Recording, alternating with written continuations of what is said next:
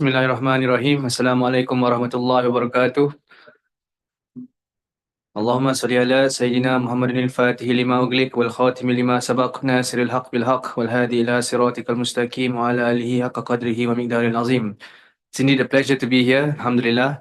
Nice to see familiar faces. And today we are here for the Al-Ghazali Chair Philosophical Discourse 2024, series number 8 of 12. And we are discussing a topic which is very important. I think in today's world, in the rise of artificial intelligence, AI, we have to be grounded in the reality of the time, but also rooted with our tradition, inshallah. So without further ado, I would like to invite our speaker for today on the title, Why Creation is Revelation, Revisiting the Two-Book Theory, Professor Dato Dr. Osman Bakar. Bismillah.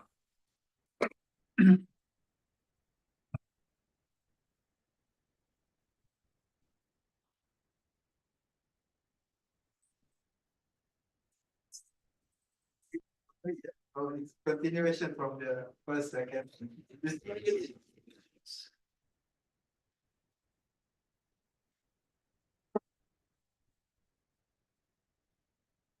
Bismillahirrahmanirrahim.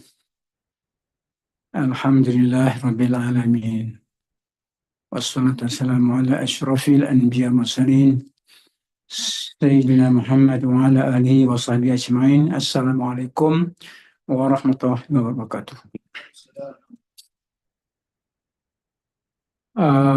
Brother Arif, the moderator,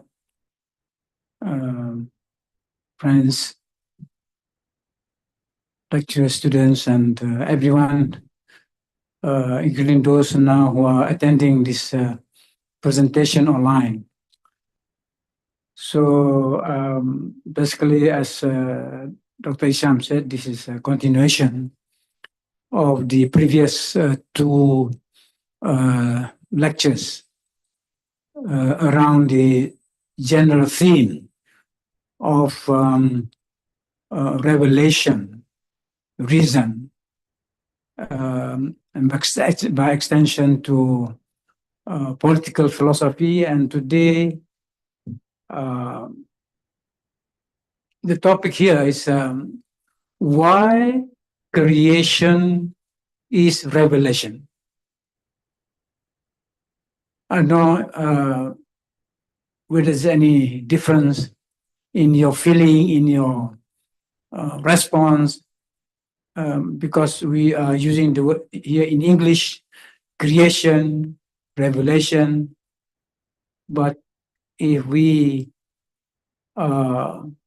to translate that into another language, say in bahasa, mengapa penciptaan sama dengan wahyu?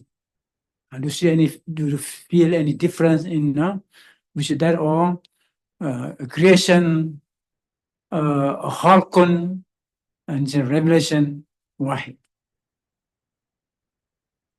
But the subtitle may be of more interest, maybe. And certainly some people told me when they receive the posters, in testing this two-book theory. So maybe spend a little bit more on the two-book theory, including the significance of the theory for each one of us in this room, for students, for scientists, in fact, whatever you feel of specialization. The two-book theory. Because some said that they have never heard really of the two-book theory. Yeah? This is not a book of ideologies, and not some one ideology, two-book theory defending some ideology, for example. Yeah. So anyway, let me, as I want to go discussing this, first of all, I want to be clear. I always like to make the terms clear. Each term that we want to use, we must make it very clear what it means. then only we can have a proper analysis and discussion of the word.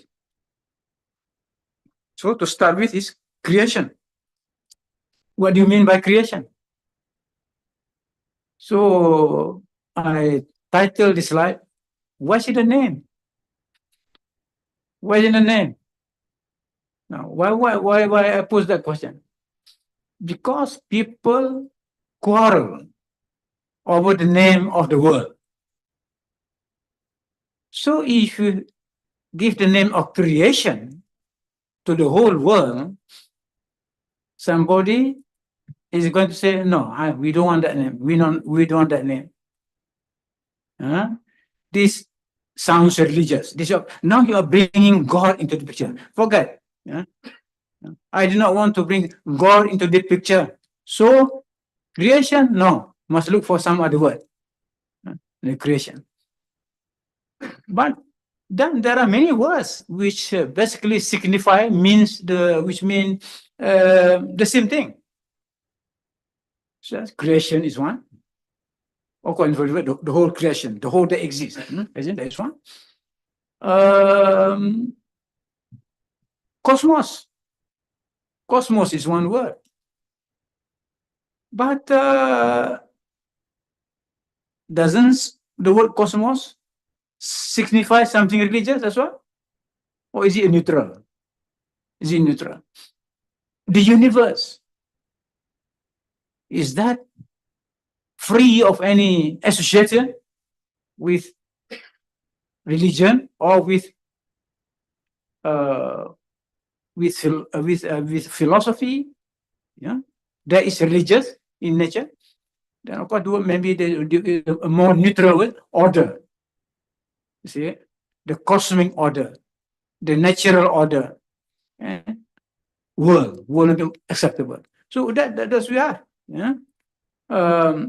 And I'm sure you know what I mean. Then these people quarrel over the name of the word. Creation is, wow, so very good. Yes, we agree. Creation. The creation. But atheists, many people who don't believe in God, for whom the word creation does not make sense. Because to accept the word creation, there must be somebody who create the world. And usually that will take us to bring us closer to God. No, but then I don't want to talk about God.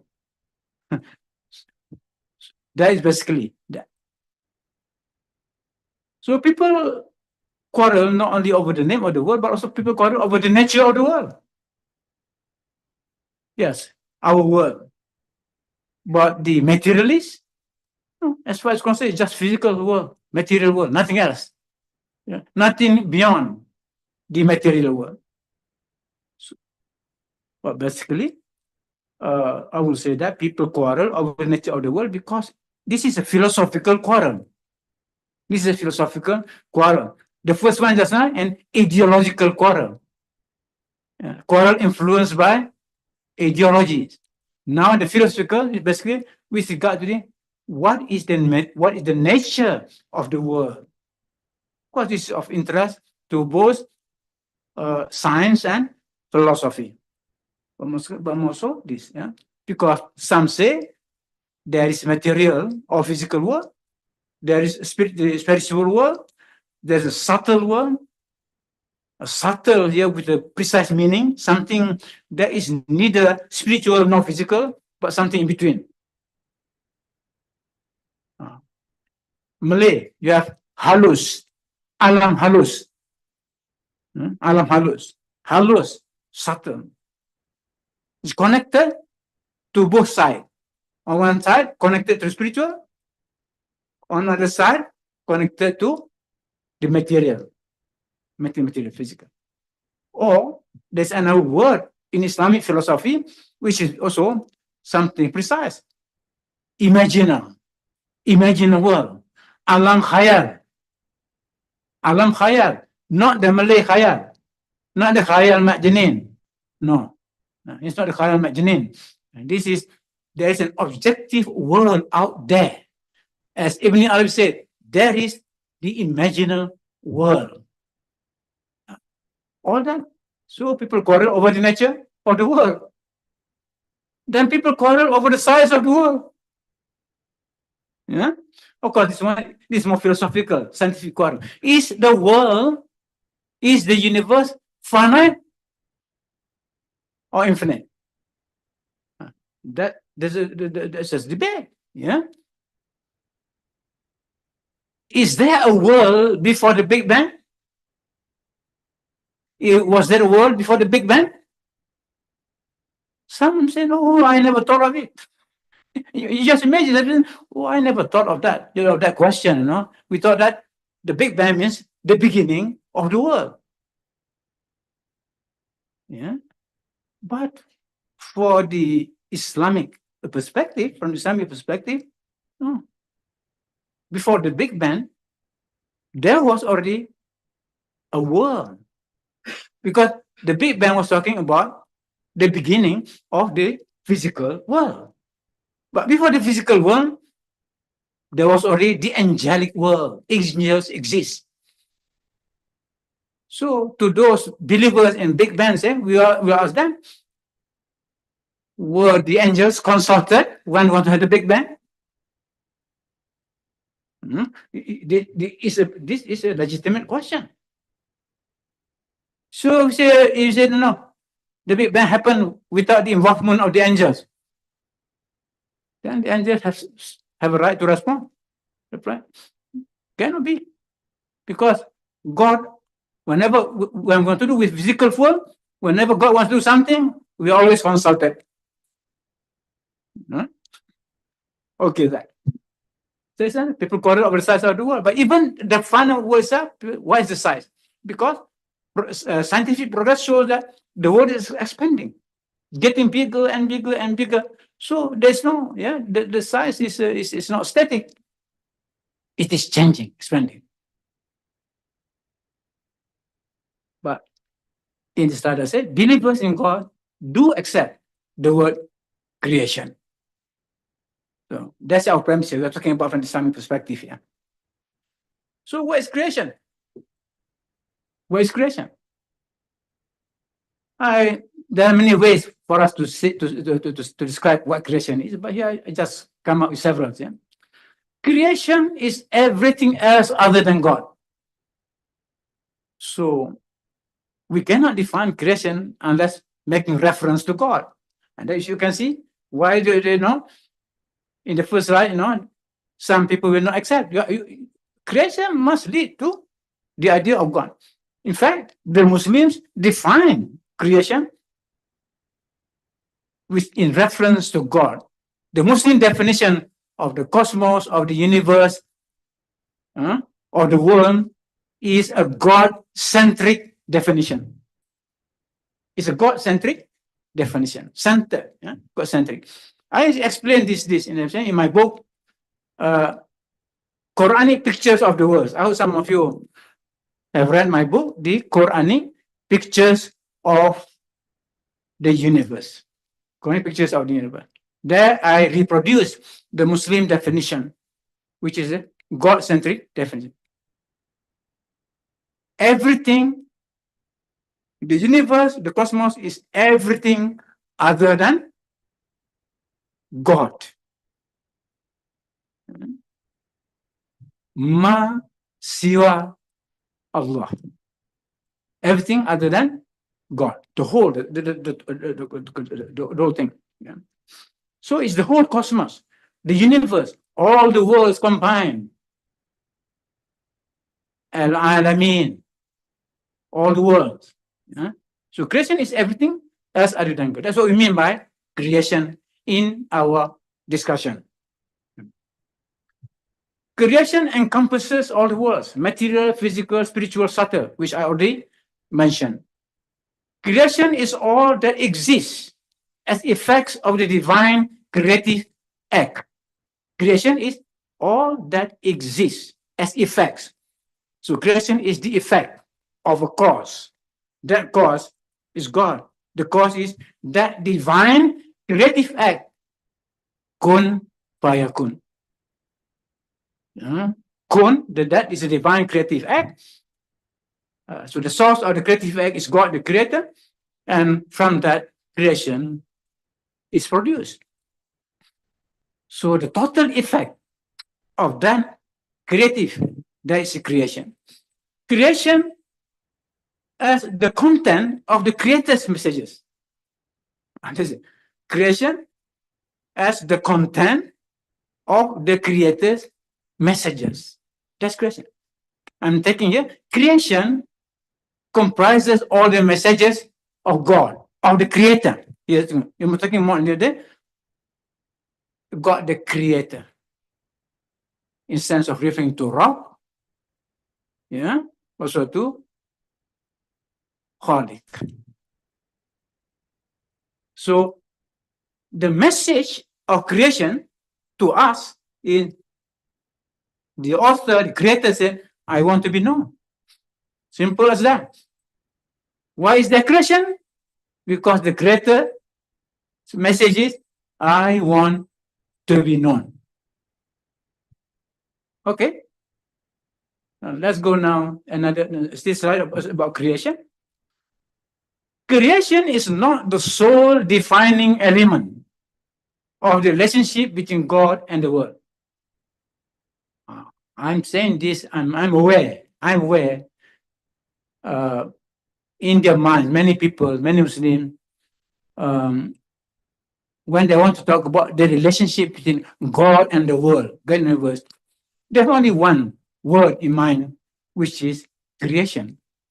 But I'm saying here, creation is not the sole defining element of relationship between God and the world. There are many religions which do not emphasize the word creation. They believe that there is a source of the world.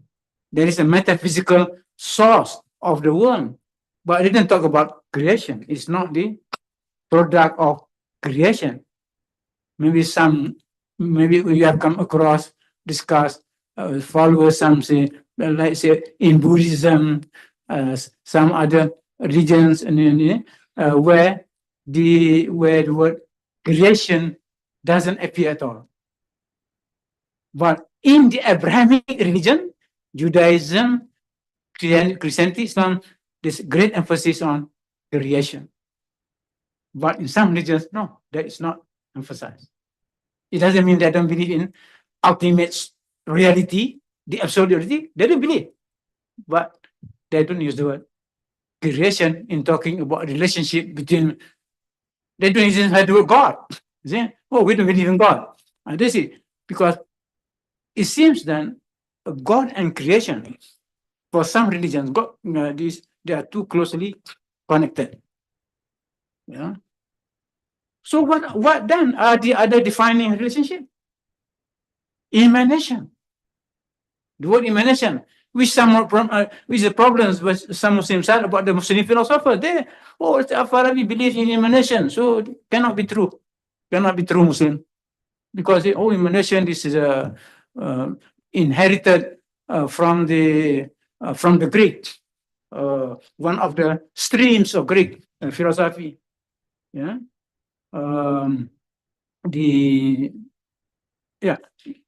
So the other defining relationship is emanation. The Arabic word is faidun, faid. Yeah, faid.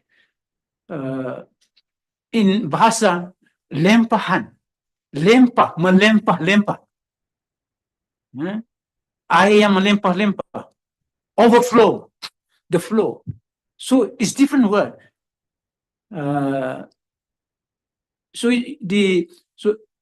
Of course, I mean, some religion or dimensions of a particular religion prefer to emphasize emanation rather than creation. Some religions prefer that. Well, within the same religion, in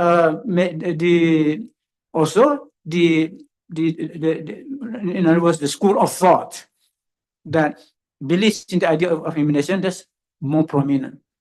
Emanation, but in Islamic thought, there was and there still is, a philosophical school then believes that another way, they don't reject creation, but they say this a kind of esoteric way to understand which complements creation, and that is emanation, because that what will happen in the world is something like light, sunlight that comes from the sun. There's a kind of emanation. It's kind of you don't see the discontinuity between the sun and the rays of the sun. This of the sun and the rays of the sun. There's a kind of continuous flow. The rays flow from the source of the sun.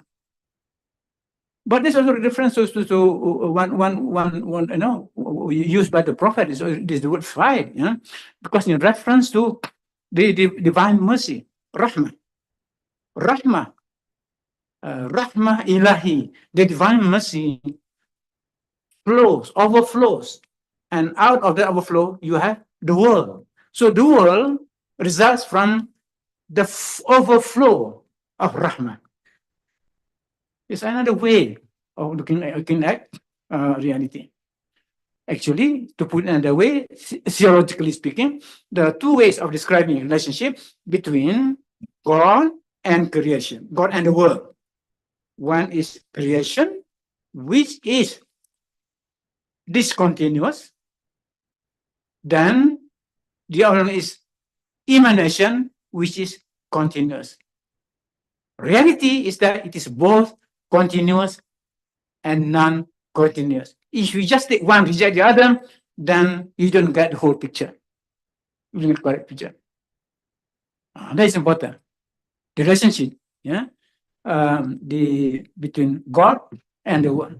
Actually, both are true. And the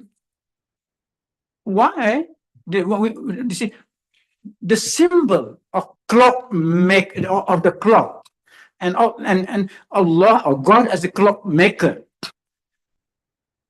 that kind of symbolism is precisely based on creation, because when we speak of creation, there's a separation between the creator and the object that is being created.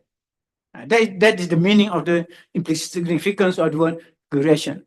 And that's why you have within the Christian tradition, you have this God as the clockmaker, and the clock is there because the assumption is that God created the world just at once. The world is complete, and there's no need. It's just God taking a rest. No, the world is already completed as a finished product. But the idea of the world as finished product, that is absent from Islam. That's contrary to Islamic belief, because the Quran emphasizes that God created the world at every moment. God create, renew, create and renew the creation. The creation is always renewed at every moment. It's not the same world. Even already, I'm here already with you. Just now, it's already 15 minutes. It's as if that you have not changed at all. But in those 15 minutes, at every moment, you are new. You were a different person 15 minutes ago. Now I look at you, still looks the same, but actually, no. No, you have changed. That's the very important concept there. So in Islam, certain schools of Islamic philosophy, the cosmos or the world is defined in terms of emanation from God. So some, I'm not saying that, and I accept, but I accept both. I accept that. So, for example, the world as an overflow, right, of the divine mercy. But the real question is, what is the essence of creation? And this, I want to come to my topic. What is the essence of creation? All right. arguments, and the topic, why creation is a book. So I want to bring you now creation as a book. Arguments for the treatment of creation as a book. First argument. The content of creation is messages from its creator, just as the content of a book is messages from its author. Try to that analogy. We all read books. You read books written by an author. Yeah? Actually, the content of the book is all messages. Whatever those messages are, but basically, those are messages from the author. You may agree with the messenger or you don't agree. But the point is, they are messages. What thing you cannot deny? The content of the book comprises of messages from the author. Some author write better in conveying their message, others are lousy. Yeah, but the point, yeah, there's a message they want to convey. So same thing, creation. So try to imagine that way, the analogy of that book. Oh no, creation in front of us that you see. Creation, the content. Actual content is messages. You see the tree, you see the sky, you see the hill, you see the river, you see the sun, moon, all, everything that exists is a message from the creator. Is matter. You have to decode the message. You don't understand the message, or you don't care about the message, and that's another question. But from the philosophical point of view, the whole of creation comprises, is a collection, is a vast collection of messages from the creator. Because for us now, we don't question anymore creator, the creator exists. We are not here to dispute about whether the creator exists or not. Yeah. So, thus God is often referred to as author in Islamic literature, Islamic philosophy. Mu'allif. Bukan mu'alaf, ya. Mu'allif. Mu'allif. God is often referred to as author of the universe. So God is the author. So God is the greatest of all authors, and the author with the most number of messages to convey. That's the one that's from. Now, creation comprises divine verses. Ayat. Singular, ayat. Plural, ayat. Yeah, verses. Creation that we see comprises divine verses, just as a book by a human author comprises verses. The Quran describes its content as ayat. Ayat Al-Quran. Yeah? The content of the Quran is ayat, verses. But the Quran also talks about the content of creation, also ayat. So the content of creation is called by the same name as the content of the Quran. So there must be some connection with the two. Why does the author, all right? Now, basically now we're coming to the same author, the author of two books. The author of Al-Quran and the author of creation. Of course, the purpose of my discussion is to bring you to that idea that actually creation, the universe, cosmos, is a book of God. It's a book authored by Allah. And there's a connection. There must be some connection because God referred to the content of the Quran as ayat, and God referred to the content of the universe also as ayat. Example here, you can refer the Quran, Surah Al-Imran, verses 190 to 91. Verily, in the creation of the heavens and the earth,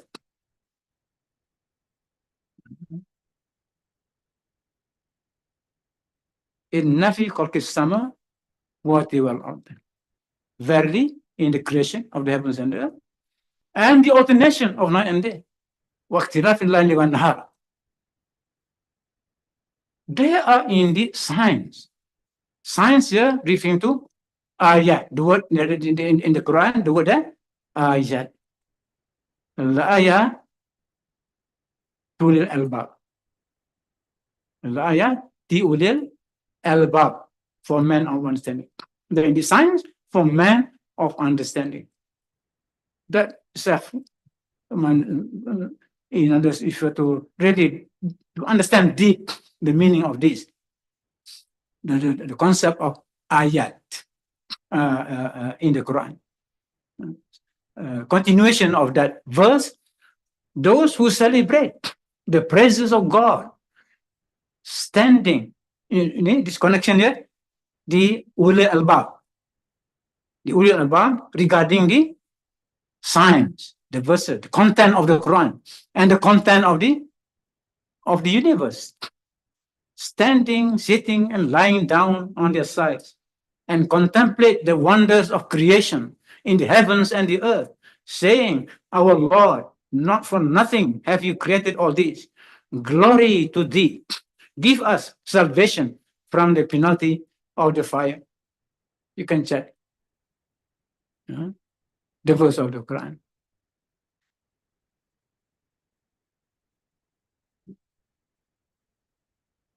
Right? In other words, then, what it means that simply that what the verse is telling us, the content of the heavens and the earth combined constitute the universe, the cosmos. So the content of them is that verses.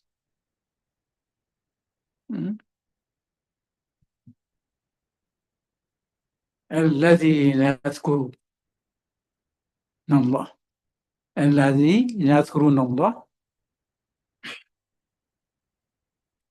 what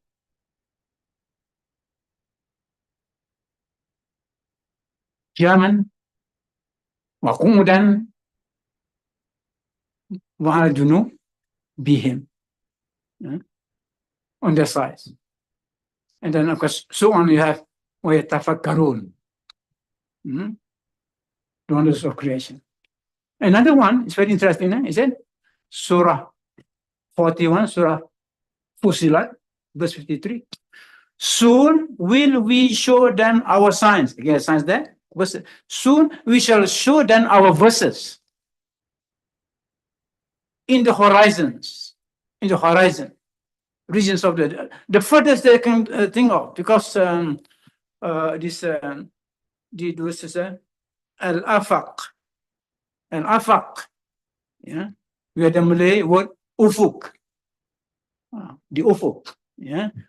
In other words, the furthest that you can see, to signify the entire earth, you know what I'm saying? So this science, but also science in their souls, fi anfusihim, until it becomes manifest to them that this is the truth. Annahu al-haq.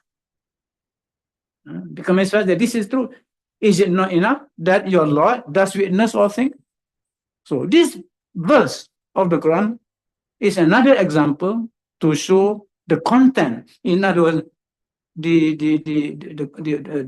verses or ayat are to be found in basically this is the content of the universe.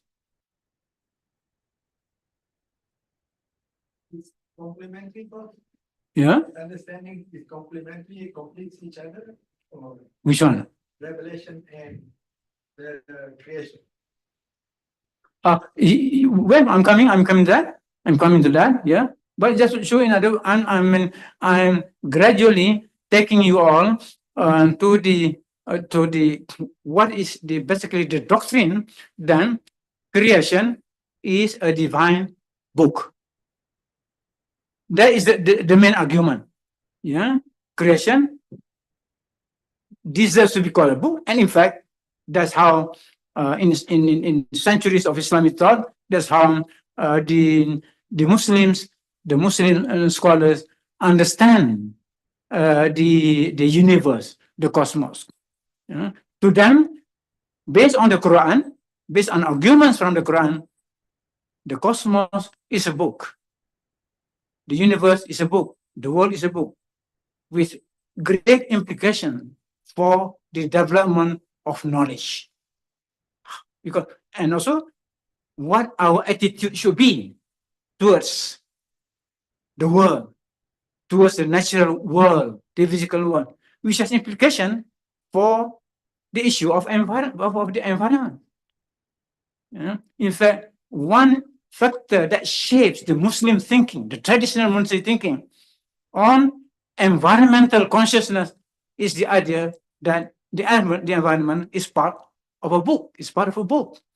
And therefore, it is something sacred. It has that particular of being sacred because it is part of a book. Another form of revelation. Another form of revelation. Yeah. But I come at more arguments, yeah, on that. Yeah. So the Quran is a book, of course. We know that the Quran is a book, kitab. But the creation, the world, the cosmos, is also a book. The same word is being used in the Quran in reference to book of the Quran, kitab, from the root word kataba, from that you have kitab, and the same root word that gives in reference to what God has decreed. God has decreed from kataba in reference to the world, So we have, I think we have very good arguments to support the idea that the creation is a book. And but now means that we have two books. We have the Quran as a book, creation as a book, but not from two different authors, from the same author, the one and the same God, which solves at once all the issues discussed in the modern world, which looks at, or the God of religion is different from the God of creation. On the contrary, from the Islamic perspective, no. The source, the ultimate source of the Quran, the eternal Quran, the source of the creation is one and the same. There is the Quran, where the archetypes, basically, the archetypes of the Quran that we read, and the archetypes of the world of nature, one and the same thing. So, metaphysically, in theory, there cannot be any conflict between the content of the two books. I can to some more points regarding that. So then creation also is looked upon as an autograph book of divine signatures. Creation is a book of divine signatures. God signed. So actually, a plant is a signature of God. A plant. Moon is a signature of God. Different signatures. Why different signatures? Because each particular being, each creature manifests a particular quality of God, which means the name of God. God has symbolically 99 beautiful names. Do you see all those names the signature of those names in the creation? So we need the reflection, tafakkur. We need that. So we reflect. Yeah. So the moon is a beautiful night, but it is also a beautiful signature of God. So creation has been seen as that because because creation reflects the divine names and quality. Creation as a theater of theophanies, tajaliyat. Tajal means station. You see, we should about to say the meaning. Tajaliyat here, divine manifestation to all the phenomena of creation. These are tajaliyat, the theophanies of God, just as the word ayat. Okay? Now, talk about the Quran, the book of creation. To emphasize now, I want to emphasize again the two books, the Quran and the book of creation, from the same author, God, the one. The two books mirror each other. The two books mirror each other. There is a one-to-one correspondence between them. There is a one-to-one correspondence between the content of the Quran and the content of book of creation. That's why in Islamic thought, the two books have been described as the two Quran. I hope people out there, nobody will misunderstand. No, Osman Bakar teaching that two Qurans now. Yeah. But so Al-Quran al-Tadwini and Al-Quran al-Takwin. Creation. So Quran means the composed Quran. The written Quran, Al-Quran al-Tadwini. That Quran which was revealed to Prophet Muhammad, that is Al-Quran al-Tadwini. And the creation, that is Al-Quran al-Takwini. Yeah. Actually, in reality, they refer to the one and the same, but exist in different forms. In fact, it is not only just referring to the arguments from the Quran. A Sufi master of the 14th century, Aziz al-Nasafi, refers to the book of nature in this word. Now, this is a Muslim scholar, a Sufi master. He was referring to nature, the book of nature. He calls it the book of nature. Now he's addressing the book of nature. Quote from him: each day, destiny and the passage of time set this book before you, surah for surah, verse for verse, letter for letter, that you may learn the content of these lines and letters. This is from his book, Kashfun al-Haqa'iq.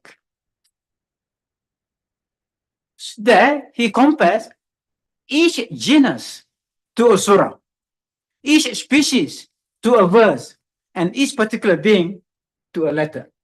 Now, he set aside the book, the Quran, and book, Revelation. That's the unity of religion and science. Yeah? There's a unity of also revelation and creation, which exists in its form. Well, that's it. But before I do that, I want to because I want to discuss what is the significance. What is the significance of the two-book theory? First of all, it affects or influences our methodological approach to the study of nature, which is important for the scientists, especially for those scientists who are studying the biophysical world, who are studying the natural world.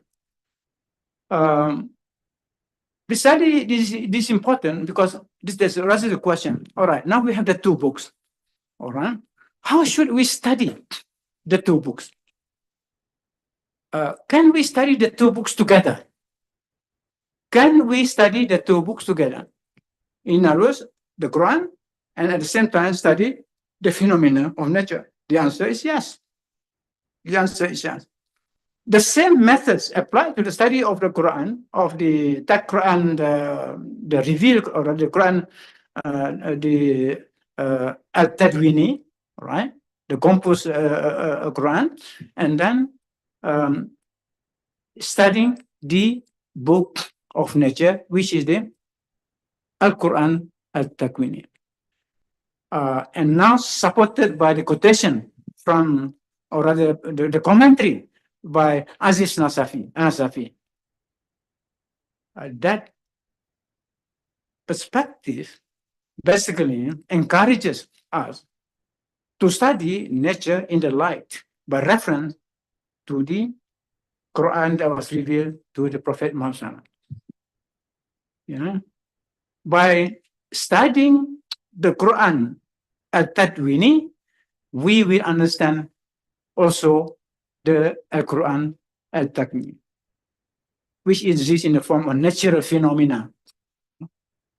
I think that is very important.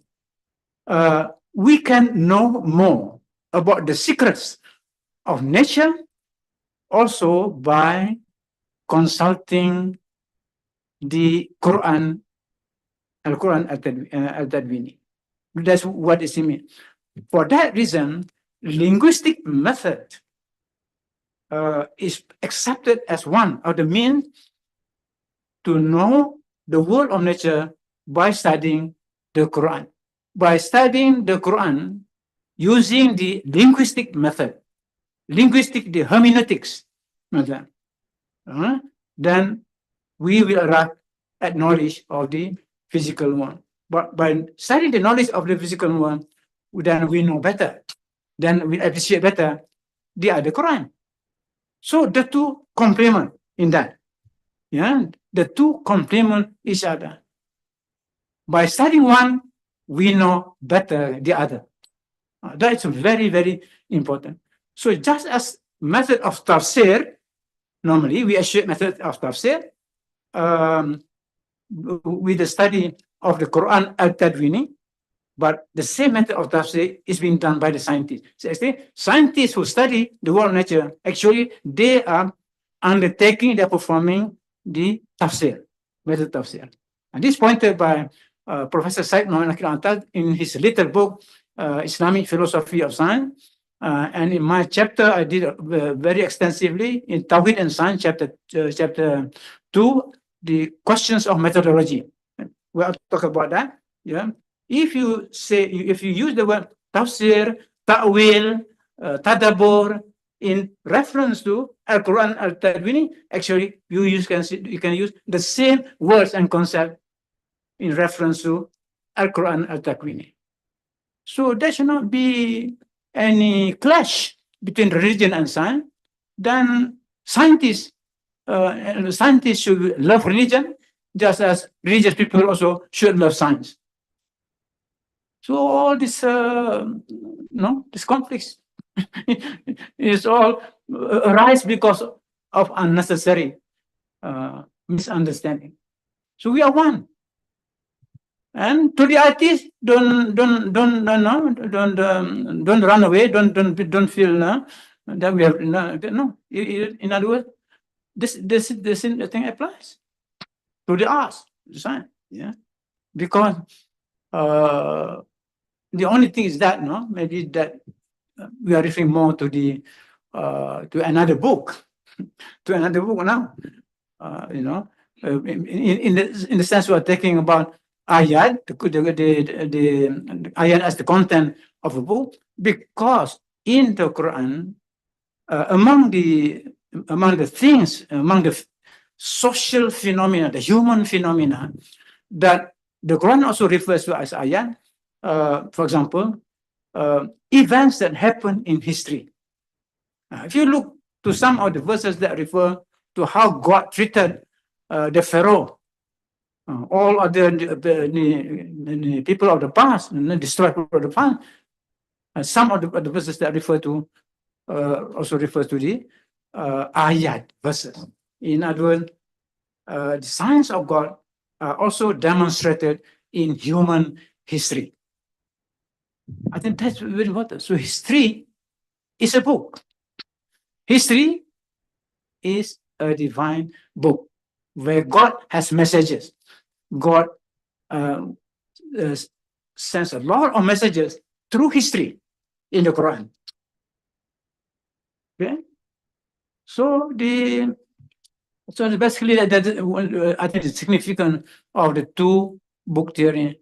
Now, this theory basically did not exist. It was not basically formulated until the coming of Islam. We did not encounter a two-book theory before the coming of Islam, and that's very, very, very interesting. I can be corrected. Can be corrected on that. Yeah. So it was Islam that basically founded the theory, popularized the theory to the point that it influenced medieval West. One of them, of course, is Galileo Galilei. Galileo also subscribed to the two-book theory. That was very interesting. I hope someone will make a further study about the influence of Islam's two-book theory on medieval Western thought. Yeah? Later became acceptable in the West.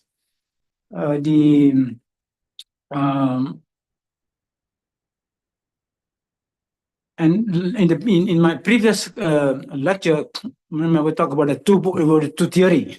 That was something certainly that in fact what you are talking about now is another proof that Islam cannot subscribe to the two truth theory.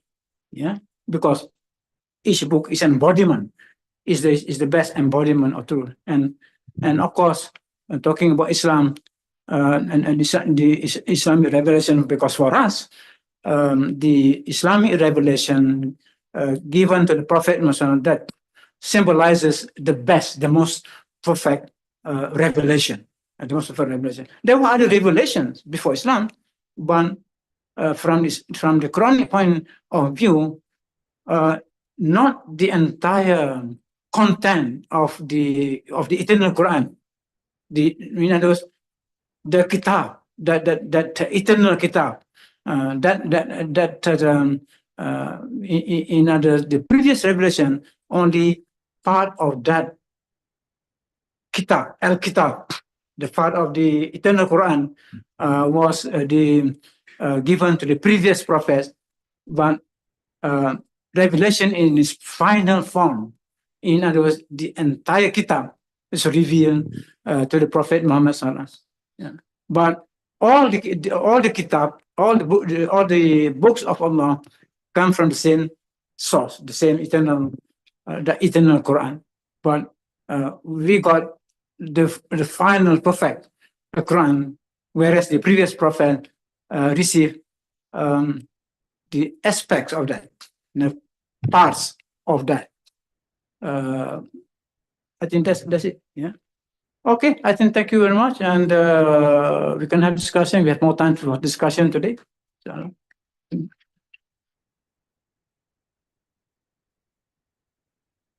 Jazakallah khair, Professor Osman, for a compelling conversation about the two-book theory.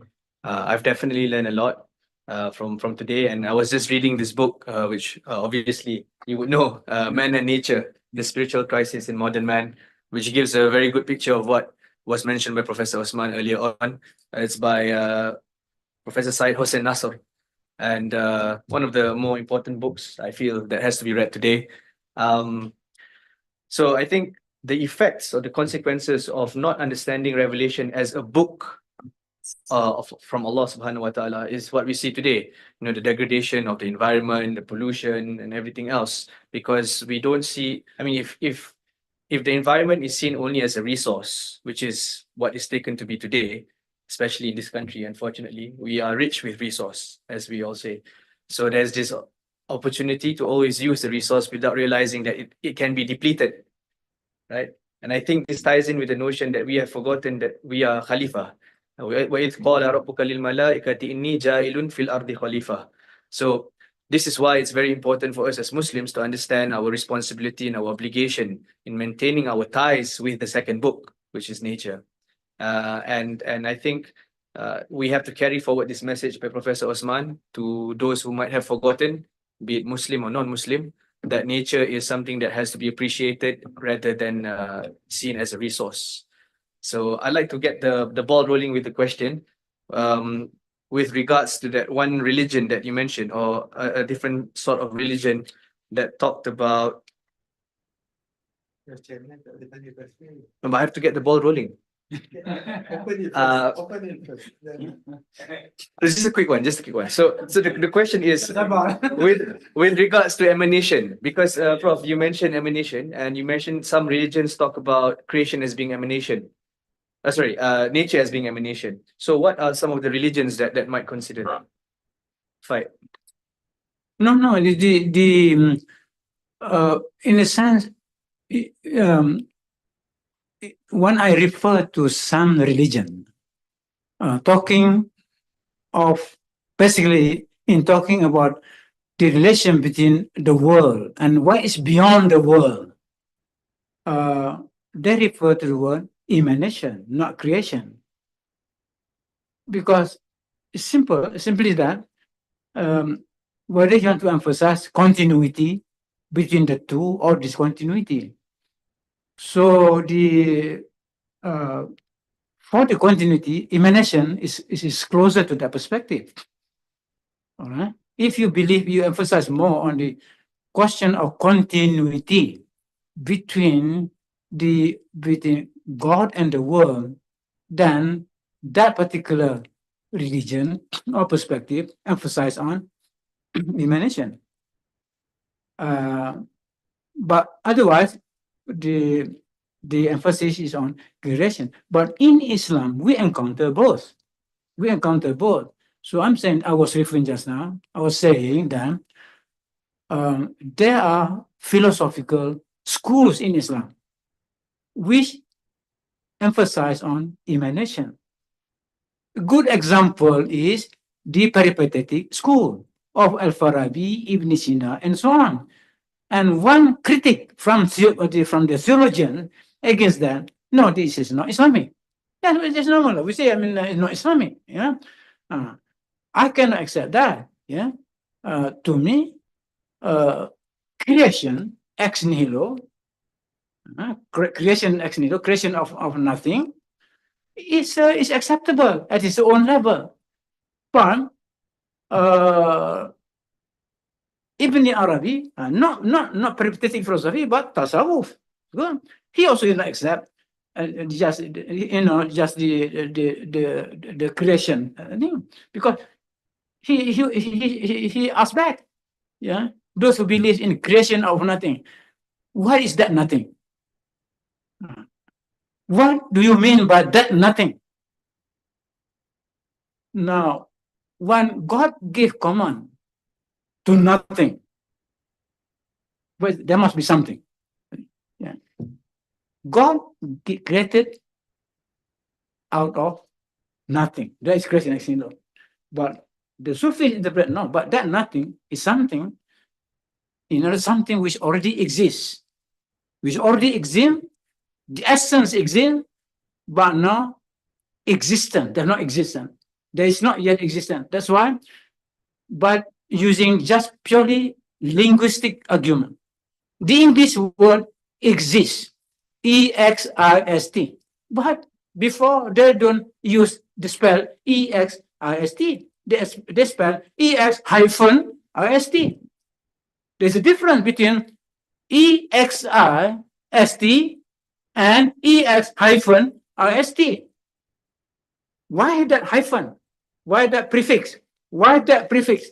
Because X meaning you want to come out of something.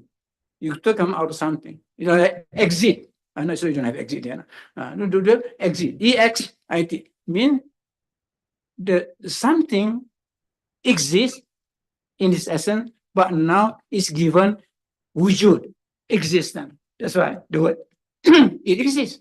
Well, basically, out of RST in German language, for example, is that is. It exists as an idea. Well, of course, divine idea means real. Is it something real? Yes, the divine idea. Exists as an idea which can become- Yes, a divine idea. It is in the divine mind, Yes. which is real.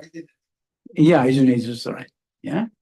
Then that idea is given existence. Yeah, yes, yes, yes, and I say. Yes, yeah.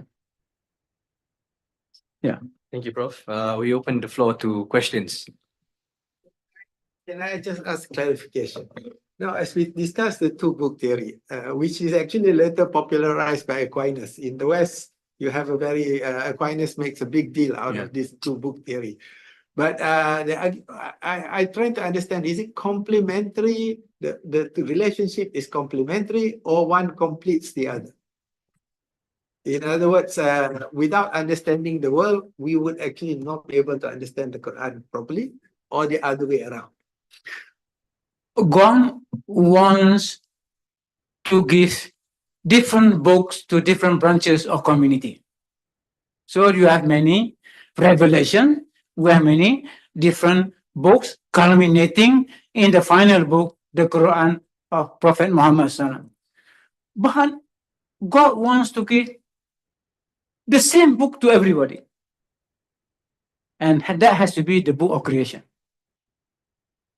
It was the creation, was the book of Adam, was the book of Noah, the same thing, the same, of course, some changes, but basically the same book of creation for all prophets, for all men, and until today, despite we having differences about the revealed book, when it comes to book of creation is the book for everybody.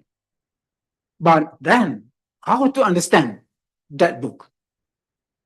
Then we need the what it is Al-Quran that we need. So the in one sense, we are referring to the same entity. We are referring to the same meaning-wise. The meaning of the book of creation is the same as the meaning of the Quran and Tawhid. If we understand the universe, then we understand the Quran. If you understand the Quran, we understand the universe. But it's another way, of course, this question of we need to know the book of creation. But we cannot know that book of creation in our own lifetime. Certainly not everything. We live number of years, yeah. But the Quran, but the universe is very, very, very large, very vast. Yeah. For that reason, God created a mini universe in the form of human being. That's why we have the concept of microcosm. Each one is a microcosm. As Ikhwan as-Safa said, there's no way that in our own lifetime we can know the whole universe in our lifetime. But because God has assembled the whole cosmos inside us, so we can understand that in our own lifetime. So they said, you don't have to travel to all corners of the universe in order to know God, in order to understand you, our own, to understand us.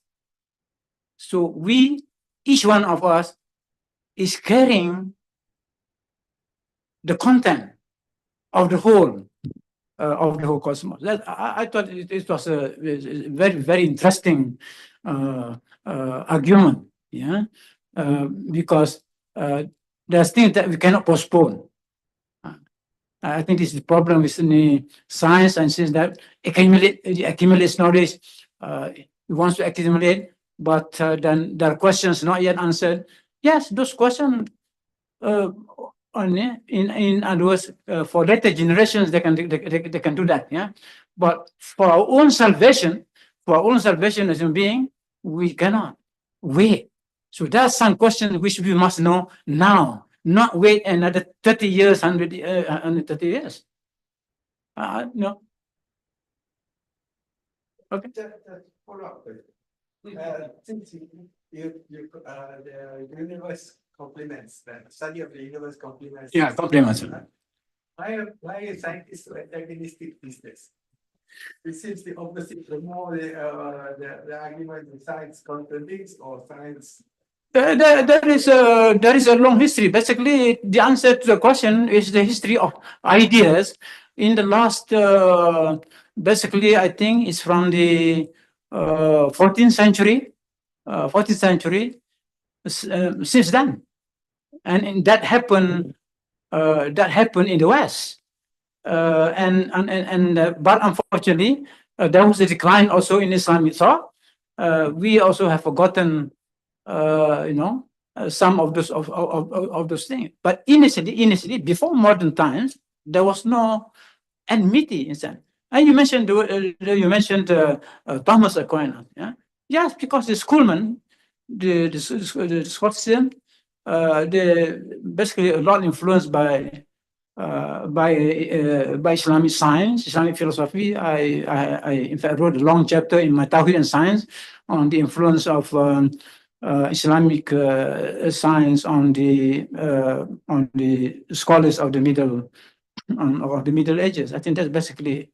But the reason why they arose in the Christian context, and that's interesting. In our case, we did not start at it. We were influenced later. That's different. But I'm talking that it was a kind of reaction against the two-book theory.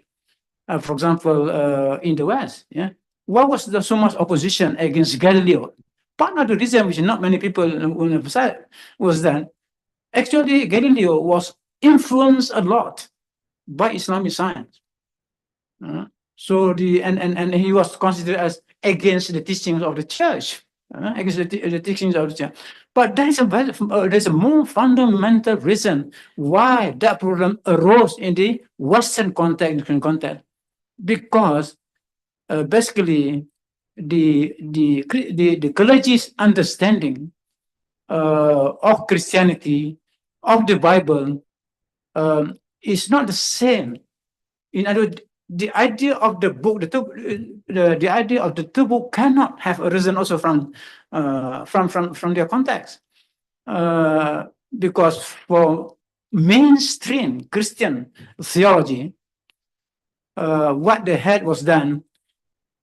This salvation, the way to know God, is through the Bible.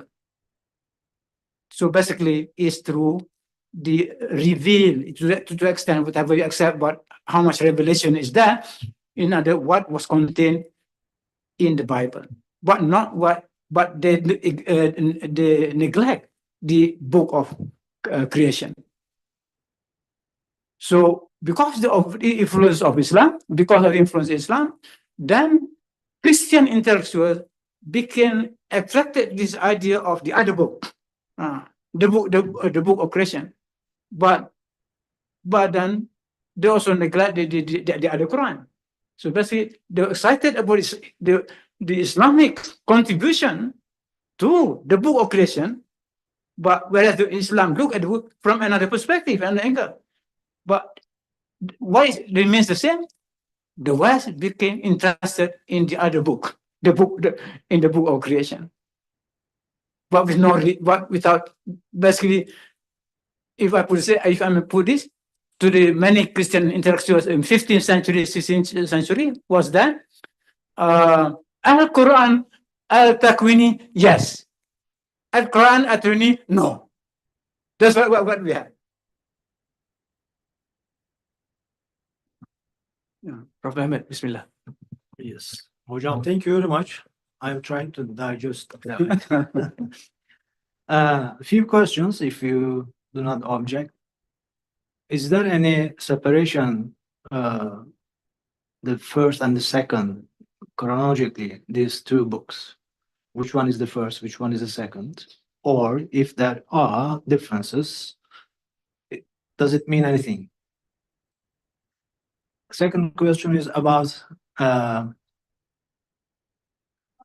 two books, some unrevealed religions, the Buddhism, you always give examples, very nice, and some other, I guess, even to some extent, animists or animism.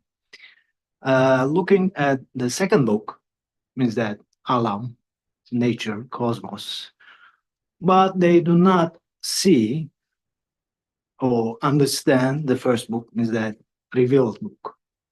Does it mean anything meaningful in their belief system according to Islam? The third one? Thank you. Yes, let me answer question by question.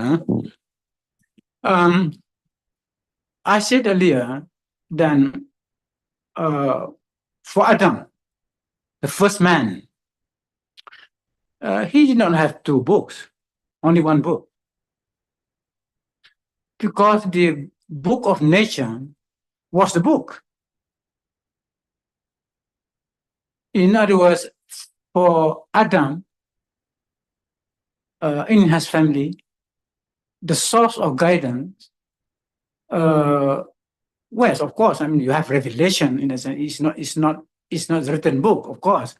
In other words, when say based on the Quran, then Allah taught Adam the names of all things. So that knowledge, in a sense, existed in one. It was not. There's no separation between what we have called the Quran Takwini and the Quran Tadwini. In other words, yes, God revealed to Adam some knowledge, but there's some other knowledge which Adam obtained from the book of creation. In fact, among the many things that God taught Adam, the name actually referring to knowledge of that book of nature, to book of nature. Remember in the Quran, referring to when one of the sons of Adam was murdered by his brother, and then there was a problem how to bury. And what the Quran said, refers what? There was God sent the raven to inspire. There it's very clear. You learn from nature, even how to bury the dead. Yeah, in other words, the source of inspiration. Now, in other words, the book of nature or the book of creation remains the one single constant throughout history. The question of basically the revelation that is given to the prophets, given from prophet, may not be in written language, but oral language, because oral tradition is very, very important in the past. The problem when you refer to the word animism, or animism, what is animism? What do you think about that? The word animism is not entirely innocent. In other words, if we interpret it in a way that does not contradict against Tawhid, against about cosmology, basically cosmology. For ancient people, the cosmology is a very, very important branch of science, because basically it is their religion. It is in the source of basically the revelation given to their prophet, the first prophet, was preserved in that cosmology. whether the cosmology is in the form of myth, mostly in the form of myth. Okay, then. So it's certainly because the meaning of dual animism has been corrupted, I would say corrupted, by some anthropologists, modern anthropologists, to say that this enemies. Not always we can agree. Not always we can agree with what I mean by animism. But there is no doubt what we accept, like shaman. So the Malays were descendants of shamanism. Yeah, the real shamanism is precisely that unity of the revealed tradition and what they observe about nature. The only thing is that the problem now, the scope of the cosmological beliefs in the case of declining and in the animism in decline, they have reduced reality to the subtle and the physical world. What is forgotten is the higher world of the angels. And therefore, today we find among so-called enemies, their cosmology just dealing with the world of the jinn, the subtle things. And they try to, to make crowds out of their belief. But where have gone the angels? The angels have disappeared from their belief. Yeah. So I don't know what's your question. Have I answered your? Buddhism. Buddhism, yes. Probably Buddhism is Yeah. more important than this animism because clear. Precisely. If we study books on Buddhism, basically the teaching of Buddha himself, yeah, it was not at all dealing with the doctrine of creation. Not creation. It was dealing with a kind of esotericism, what Islam would call be esotericism. In other words, just dealing with the spiritual, the inner dimension of the human reality. There is basically, they have the concept of the perfect man. In Buddhism, they have that concept of the perfect man. But the concept of the perfect man is not based, is not on the teaching of the Sharia. It's not on the, it's not based on, it's not esotericism. That's why there is in Islam. That is within Tasawwuf, it's not Sharia. It's not part of the Sharia sciences, but of the not even theology. So the emphasis there in how to understand the relationship between the human reality and what is beyond that, which symbolically is the void, basically the void. What Buddhists understand by ultimate reality that we understand in Islam, that transcendent reality would be individually the experience of nirvana, the experience of that. But the reality they're talking about is the reality that is basically that transcendent reality which is beyond the human, which is to be sought through enlightenment. Yeah. So basically, all the basic doctrines within Buddhism, moving away or rather do not touch the issue of the creation, whether it is creation of nothing. No, it is something which is in the nature of things. I think that's that we have in the case of Buddhism. So that's why some Buddhists say, no, we don't have the idea of God. We don't have the idea of creation. But actually, if we compare to Islam, then we have to go to another dimension of Islam in order to understand Buddhism. That's my.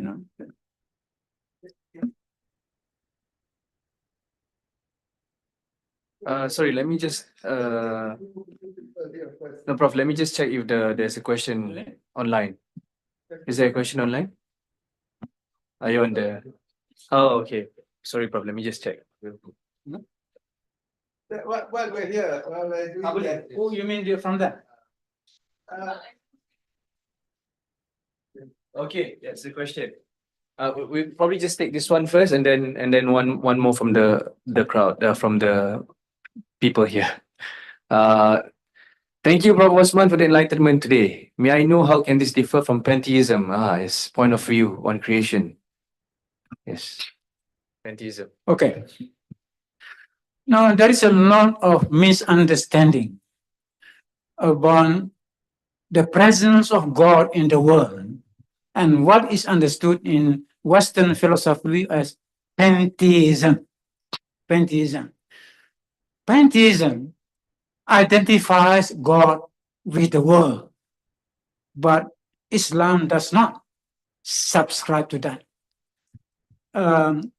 God talks about the presence of God in the world. There's no space in which God is not present. God is present everywhere. But we also say that God is absent everywhere. Therefore, this is not kind of issue that we can resolve by using logical argument.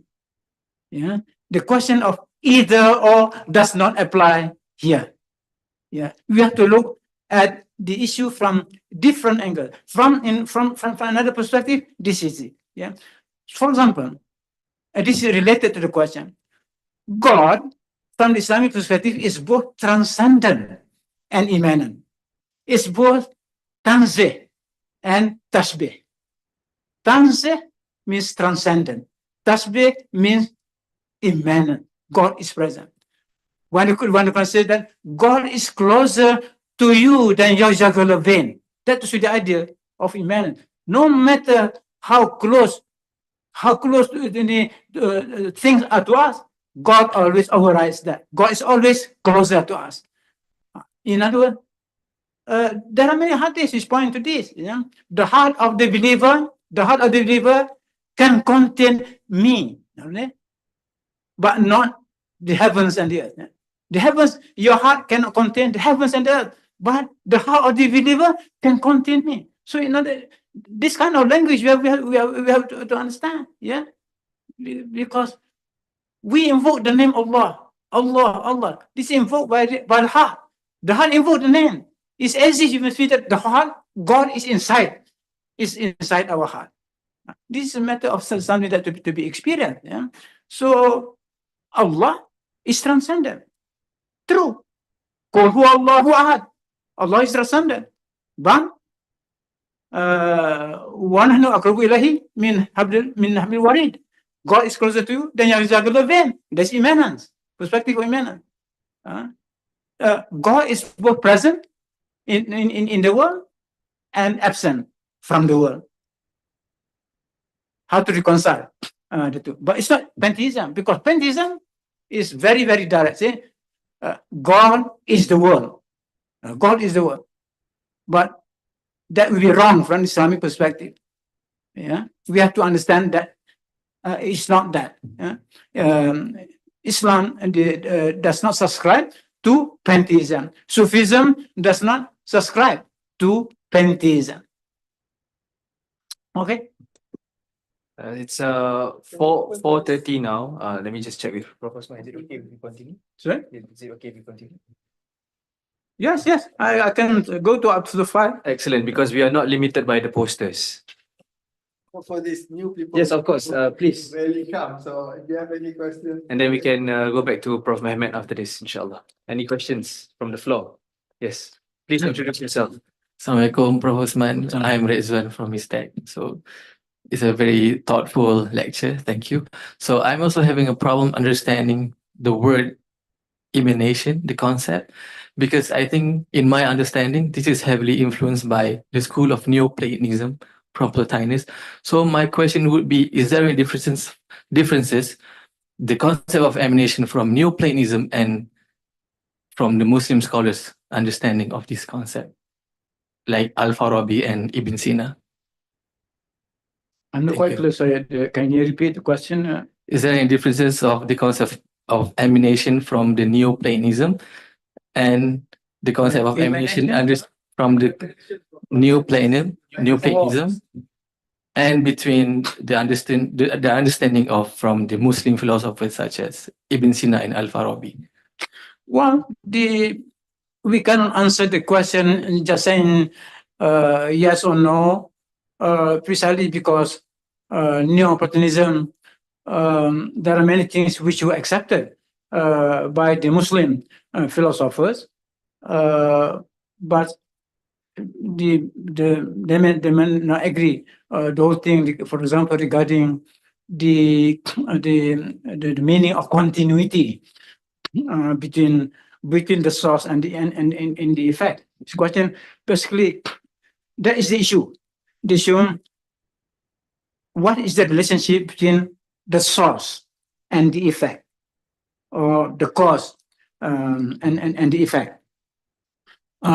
Emanation certainly is an attempt to explain this problem. To the problem, what is the connection between the source and the effect? What I've been saying so far, there are two understandings. One is continuity and discontinuity. And this one normally explained by means of analogy, kias, analogy. So for example, between the sun and the sunlight, the relationship between the sun and the light, we can have the analogy, we can understand that. Between the sea and the wave, all right? What else?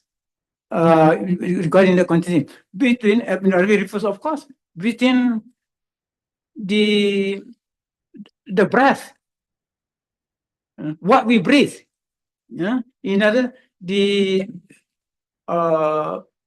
nerves and the breath, the nafas and the breath, and the breath. This is something. This is continuity. Yeah. So one, for example, say God breathed His Spirit into Adam. Is there continuity there or not? Is that the same way as talking about God and the cloud that He created? This is talking about God breathed of His Spirit into Adam.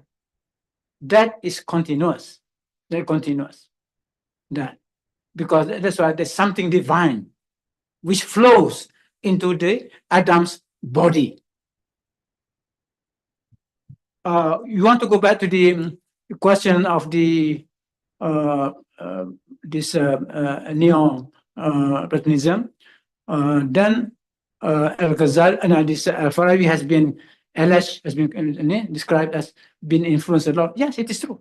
That is because many of the things taught by Neo-Platonism is in accord with the teachings of Islam. In fact, most of them. So that's why Al-Farabi, accepted many of the Neo-Platonists before him. In other words, these were basically new interpretation of Plato, not so much Aristotle, of Plato. Plato, you remember? Yeah? Yes, that's why in Islamic thought, Muslim philosophers accepted Plato and Aristotle as among the sages, hukama. Now, the status of hukama from the Islamic view is very, very, very, very important. The hukama, Al-Ghazali was hukama, Al-Farabi was hukama, Ibn Arabi was hukama. Yeah. So hukama of higher status than ulama. Ulama is the general description, but hukama is something of higher status in terms of spiritual knowledge, in terms of their knowledge of God, of understanding the inner realities. These are issues, I mean, that we seldom discuss, this kind of thing. But to your question, I mean, that's my answer. In other words, most of the teachings of Neo-Platonism were accepted by the Muslim philosophers because they were encouraged. But of course, the Sufism, tasawwuf, accepted many of the teachings of the associated with Platonism, Neoplatonists. Neoplatonists.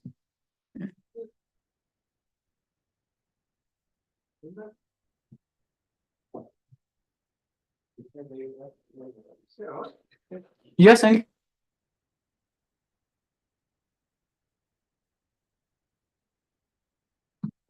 Assalamualaikum warahmatullah. I just have one question. You spoke about double truth, double veritas, which was somehow being associated with Ibn Rushd, and you say that basically this concept is not accepted in Islam. Is it true?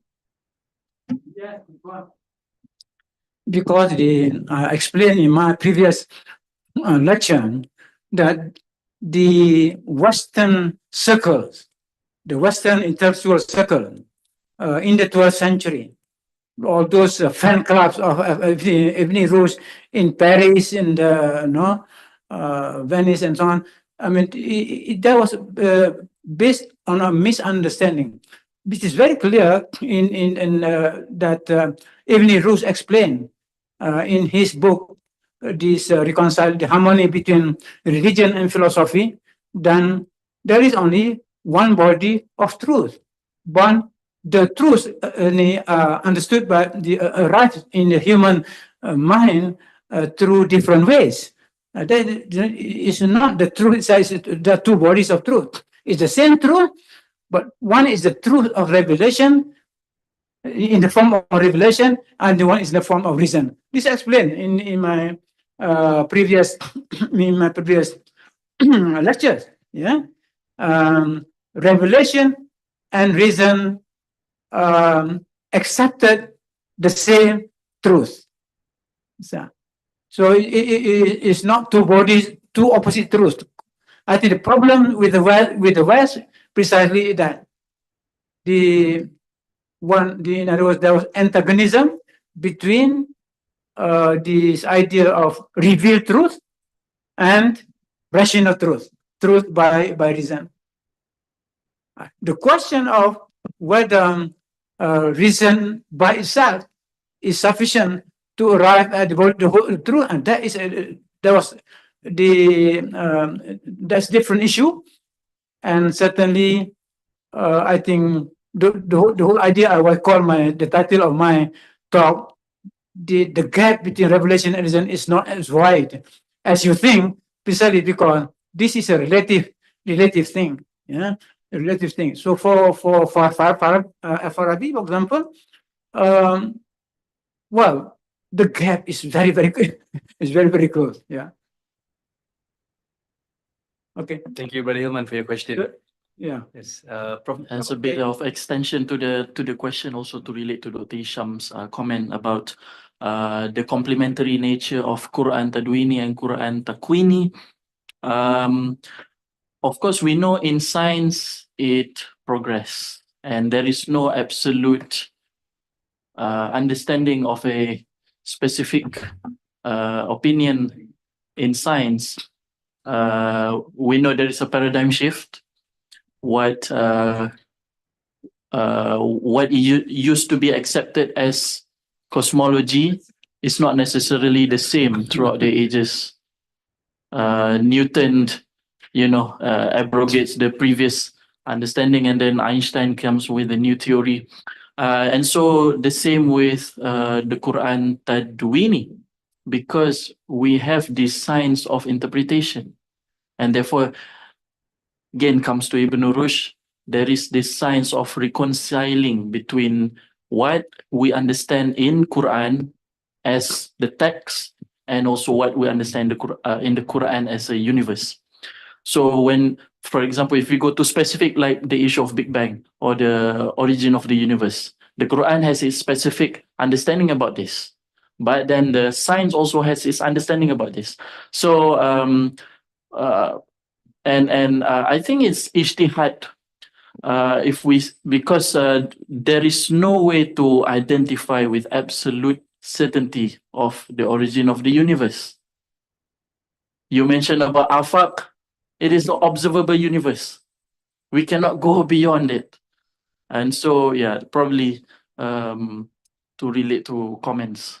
So, Well, brother, I mean, this is something which is experienced differently by different individuals. So therefore, we do not just have one explanation. In fact, I refer to Aziz Al-Nasafi.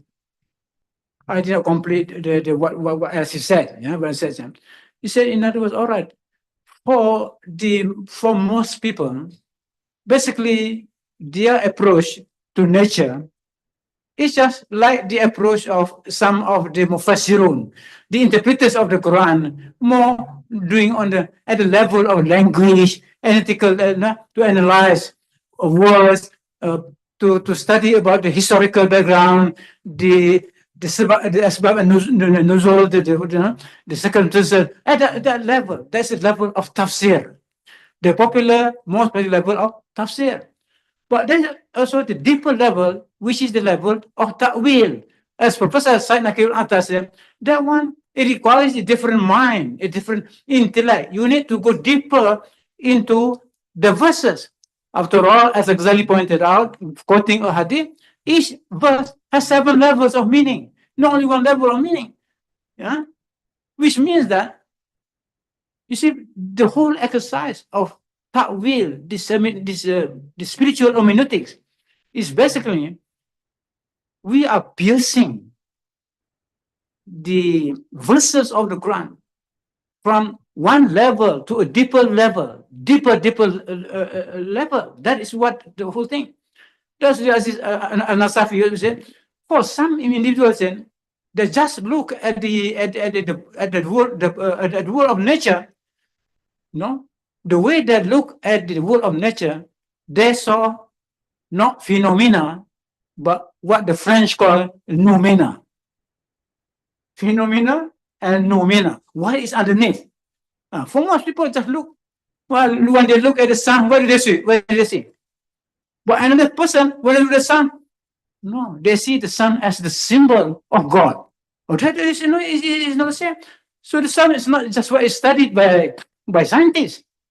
What size, the size of the planet, the sun, how much sunlight coming out, and I mean, these are all different level of understanding.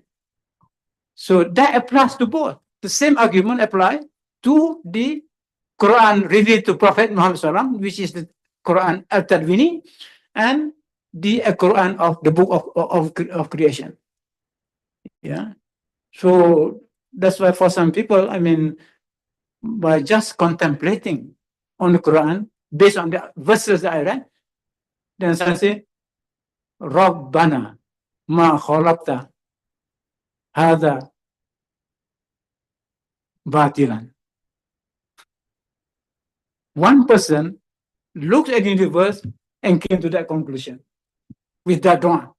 Oh God, you have not created the world in vain. Not everybody see the same world coming over that. So people see the same mountain, the same sun, the same moon, and yet their conclusions are different. What makes that difference? Is the heart, the intellect. Bismillah. Assalamualaikum warahmatullahi wabarakatuh. I actually have 3 questions. I don't know if we have time. That's why I start with the first one. Okay.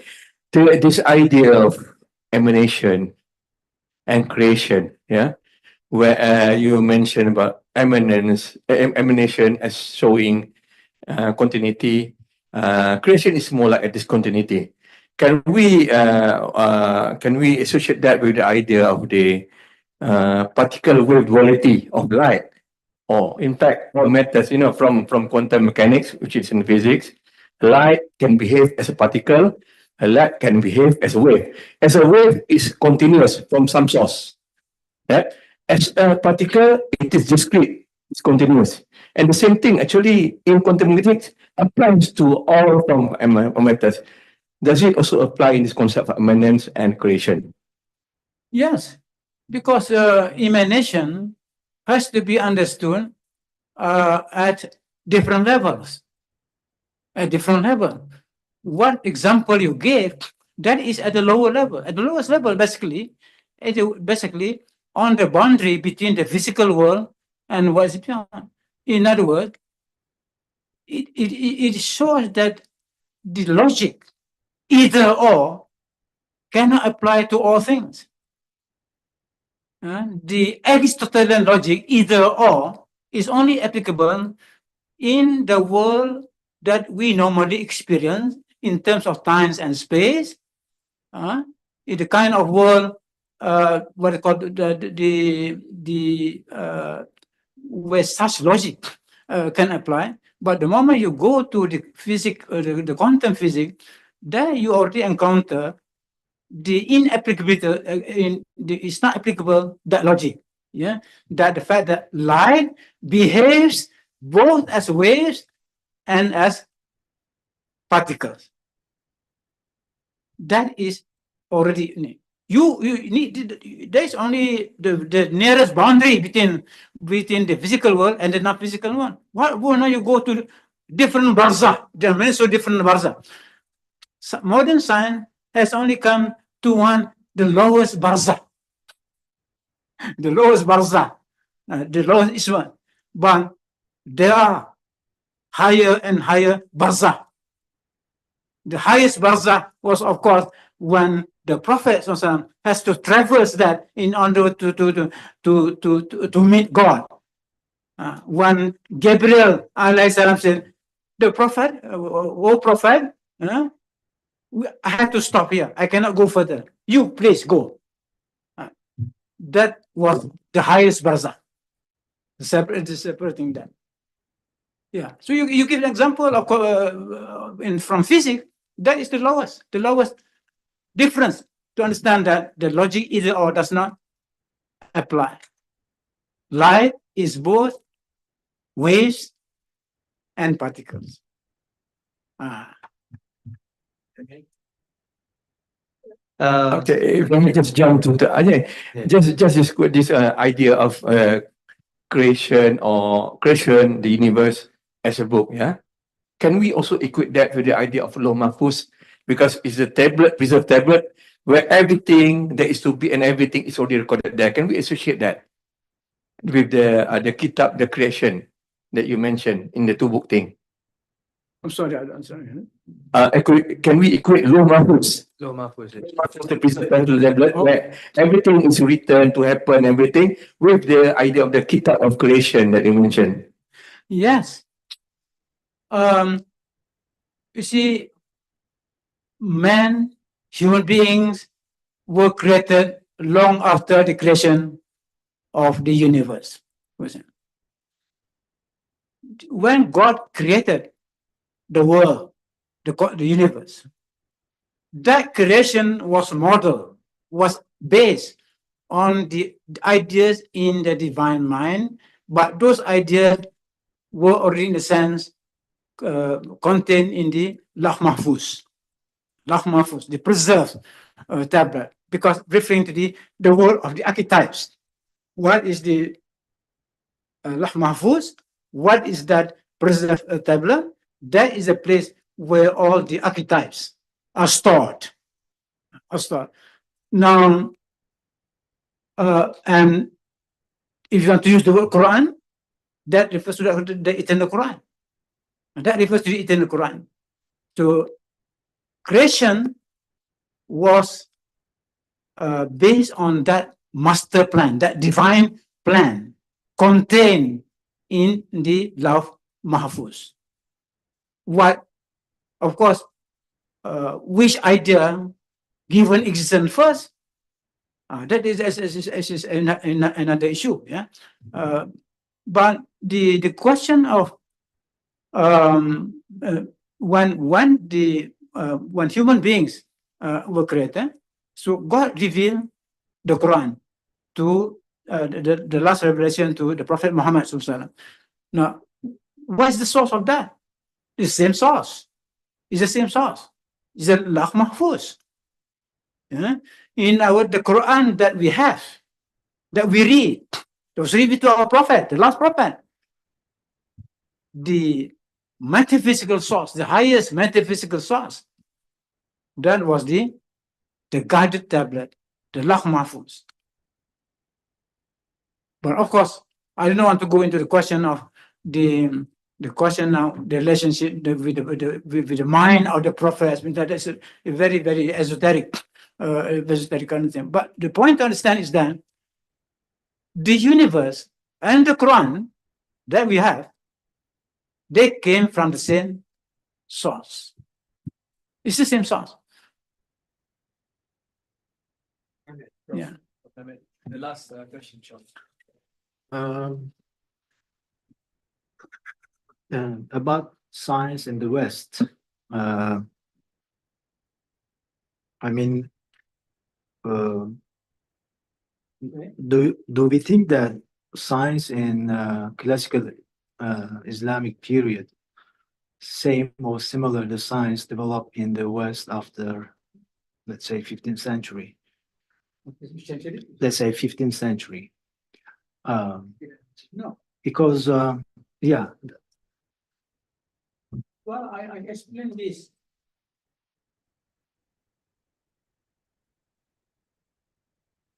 The long introduction that I wrote, Tawhid and Science. I said, what happened in history until the modern period, basically, until the 16th century. Until the 16th century, there was proximity.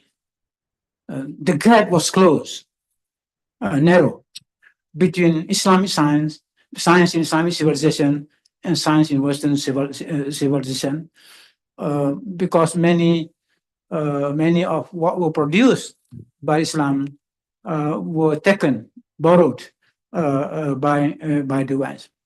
But after the 16th century, with the foundation of modern thought, what happened was the West did not inherit the whole of Islamic science.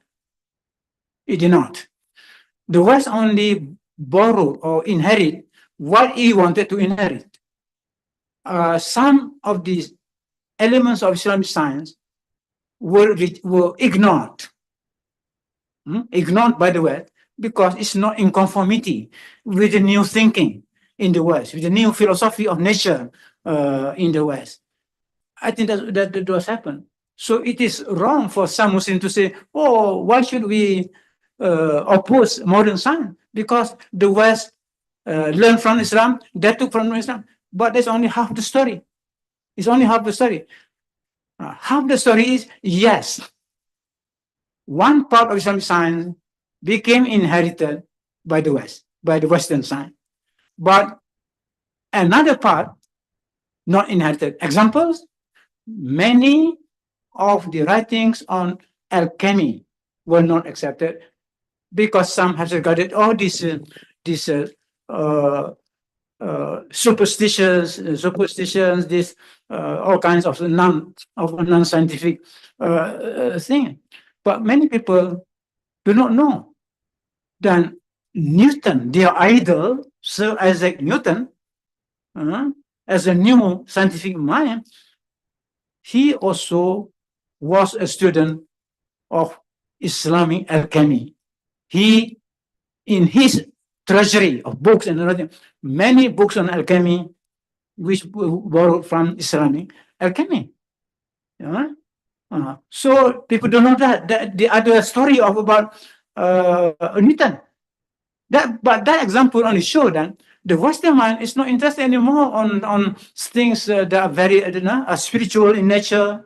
It's something more on rational, just based the new rational mind. I think that's happening. It's the creation. Well, yeah, that's true creation because they talk about that. Yeah, So basically, based on the what I would call the tafsir method of understanding nature, not the hermeneutic, not the ta'wil. I'm talking of ta'wil, which is an understanding of creation at a deeper level. To understand, for example, when the creation from Adam, Ayn dan Min, in from nothing, creation of nothing. Creation is the other interpretation of creation actually just ignored.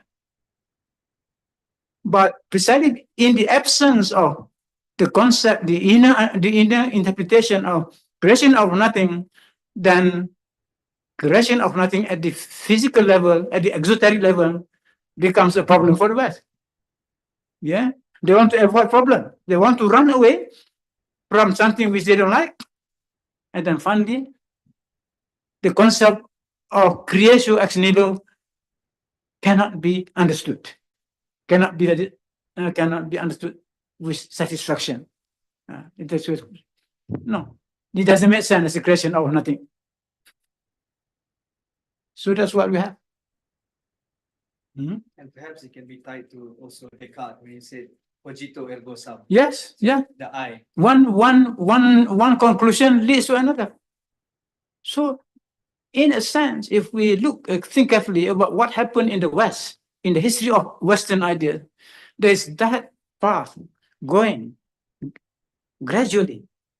It is an exercise of, let's say, taking off each level of reality. It impoverishes reality because the reality that is marginalized, that is rejected, could not be explained in a satisfactory manner to the Western mind, which has been changing. The Western mind is changing. So I think the word used in that is reductionism. There is reductionism in the idea of reality of creation. Many aspects of creation were thrown away, and then there is also reductionism at the microcosmic level in the mind. So there was reductionism at both levels, both the macrocosmic level and the microcosmic. This I published this in my article, long article on this, about this reductionism, simultaneous reductionism at both the macrocosmic and the macrocosmic level in the general sacred web. Sacred web. That's what happened. Because it is logical. We see changes in what we see because there are changes have happened to our eyes. Dr. Mata, forget it. Huh? People forget the subject and the object. Sometimes people remember changes in the object, but they forgot changes in the subject. Yeah? So that's what happened. What happened to modern Western civilization? They have impoverished the creation, the world of creation, the book of nature, the nature that Muslims understood in the past, or even Christians understood in the past. It's not the same nature as modern science understands. But that's because the modern mind now, as Jawdin Sarah mentioned in one of his book, in other words, he said precisely that the reason of understood by Ibn Rushd is not the same reason as now understood by the AI people, by the scientists. It's not the same. Not even the reason of Descartes. Yeah, even the reason of Descartes is is richer than the reason of understood now. But the trend is downward, reduce, and reduce. Until what do we have? What do you have finally? So multi-dimensional man has become one-dimensional man. And ceases to be man when AI comes. Oh yeah. Of course, the word man itself. Okay. Jazakallah khair, Professor Osman. Thank you very much for a very compelling discussion. I think this topic is very intense. So for all intents and purposes, I think we need to kind of do some homework as well, inshallah. With that, I would like to thank everyone present here today. Alhamdulillah, thank you for being here. Thank you for your presence. And also thank you for those who are online. Although you can't make it, you are here in spirit as well. We look forward to welcoming you in the next session, inshallah in person, the 9th session of the Al-Ghazali Chair Philosophical Discourse. And with that, I wish you a very pleasant Jummah Mubarakah and a pleasant weekend, inshallah. Assalamu alaikum wa rahmatullahi wa barakatuh.